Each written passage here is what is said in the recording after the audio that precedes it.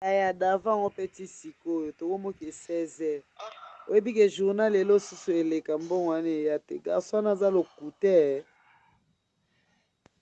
nayebi bebe nayebi kande toapiaka boye toluka mbongo nayebi makasi nayebi mingi bebe Nathalie omoni vie David aza vie nanga vie tululu David mais so David kosambwa akosambwa po photo oyo eza yo na David boza awa yo na David na ondima lisumu ona osala kutu lisumu te po oyo osalaki nga lisumu opiblie nga mokili mo bato balobi bato bafingi bato balobi yaya mais siko nga nasala oyo eloko te po eloko oyo osali nga Nathalie nga nakosala yango te keyoka etinda mabe na nga moko boye j'ai la bouche monde atie bafinga nga na baoyo bakotela nga nasala oyo eloko te mais siko tala kaka yo na minene batindeli ngango sikoyo batindeli ngango sikoyo ketani atala makambo ezoleka yaya j'ai la bouche akomona yango nga na sambwa na likambo ezala yango te na baka na lela na butunga binzambe oyo Nathalie asalinga soki nga muna bomai papa wemba justice no esalama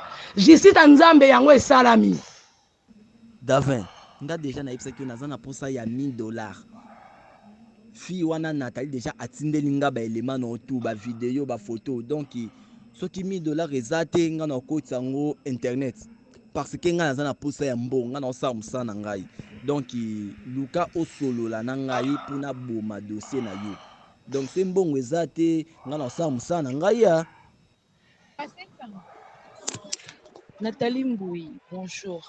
Eza Jeluma, GB. Ezui. Na biboye. Omoni ba vidéo oyo, na ba photo oyo. Moi personnellement, tant que concerne na yo kasoni. Na epeso yo zo konde. Ata so obi ke no ba monti na bango vagin na oteka mabele. Mezaka ko sambwati. Mabele yango bimina elonge nani. Ebimika na elonge na oti. Menga na omona ngo c'est comme si omona ngo publicité olukela ngo buzz ya te baluka buzz. Baluka pe buzz bongo ta azoki take na o ba fisi ba bana baluka ba buzz. Esi balakisa mabele na baluka ba buzz.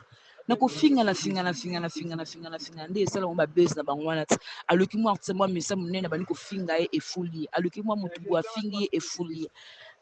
Donc natindelo voice parce que même na groupe nazo koka vraiment kokota maman mingi te parce que moi-même nazo ka soni na pesa ndeko na concert na nga na olinga la groupe oyo sali longola ba vidéo wana longola ba photo wana effacer trace wana ya na mo pepe kata ya 2 jours eleka pour attention publier ya David za mobali asambwa te vous comprenez mobali asambwa te mbali ko kuta tala mo ska lelo ala kisenzo toneka lelo pona elobelo te biso basi nde tosambwa nga na biso longola yango eza kohonore yo te ezosopa nde yo nga na biso yango take concert na yo longola yango parce que ya David azosambwa te aza mobali yo nde moto osambwa mpo mabele wana ezomona na elongi na yo ozosamba ebe biso makambo nyonso timba te bebe timba ya mona internet timba efasa yango boma trace wana esila soki moko bomi yango oloba ngo susu tomonaka elali lobi mpe eleki lobi kuna mpe eleki histoire mpe elali nango